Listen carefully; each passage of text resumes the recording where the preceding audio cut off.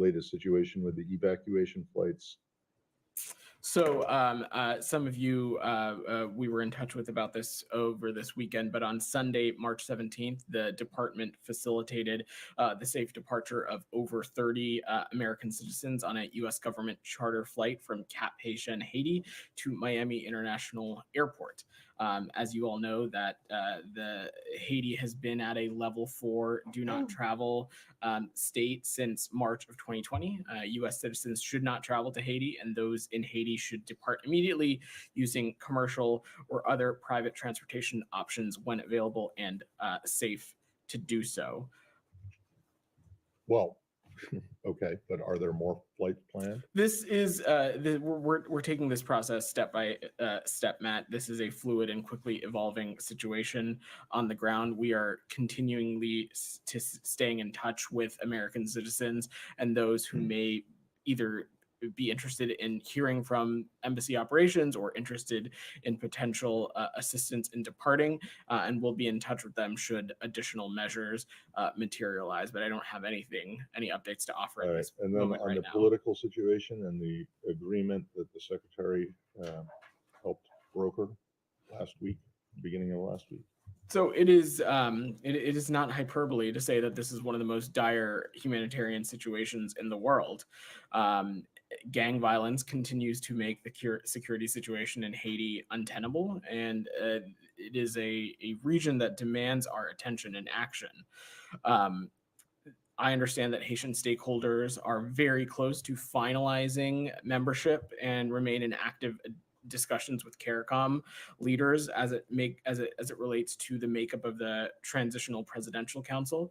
I expect them to have an update, hopefully as soon as today, and refer you to them in CARICOM. But the announcement of this council, we believe, will help pave the way for free and fair elections and the deployment of the multi-national security support mission. And the TPC's goal is to work for and improve the lives of all Haitians. And we're seeing gang members do the exact opposite. Thanks. God. I'm trying to understand the sequencing here. On Thursday, Matt stood where you are and said there were no plans now or in the future to evacuate Americans. And then it was less than 48 hours. We then heard there was a charter flight that took Americans out. So wondering what transpired what changed in those hours.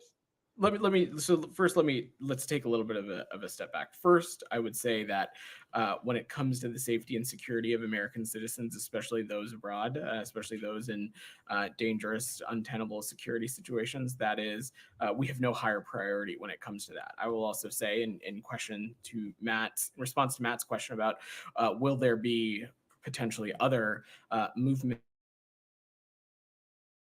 that it is a very fluid and dynamic situation on the ground, and circumstances change quite rapidly.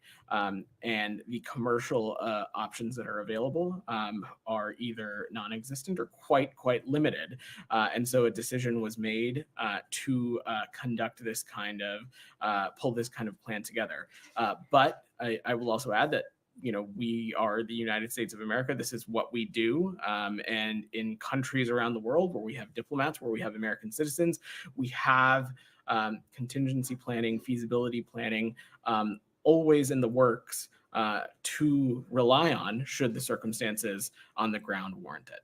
So are you saying that the situation, I'm not trying to put words in your mouth, but just understand the situation on the ground. The assessment was made, an assessment was made by us that the situation on the ground, both when it came to the security circumstances on the ground, as well as the feasibility of commercial options, made it such that we thought it was in the interest of the American citizens who can make their way to Cap Haitian, that such an avenue for departure be made available to them.